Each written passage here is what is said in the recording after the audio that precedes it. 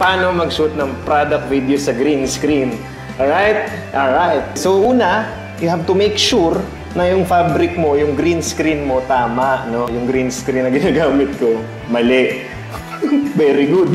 Kaya nakikita mo, gusot-gusot siya. Nadaan naman sa bokeh. Ayan, buti na lang. Praise the Lord for the bokeh. Ayan, thank you at na-blurred yung gusot-gusot. Check nyo yung videos nyo. Ayan, so kailangan sine-check natin yung mga shots natin. Kung umuubra ba yung green screen, kailangan yung product mo hindi super lapit, no?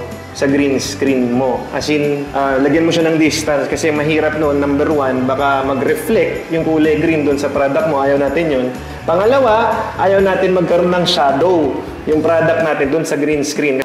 Next tip is make sure na yung product mo walang green. So kuya mo, paano ko yung produktong isushoot ko may green? Ang gagamitin mo naman blue. Pwedeng blue, pwedeng red, pwedeng gray. Bahala ka. So yun lang, madaling-madali lang, green screen video. So ito na yung kinalabasan ng ating video.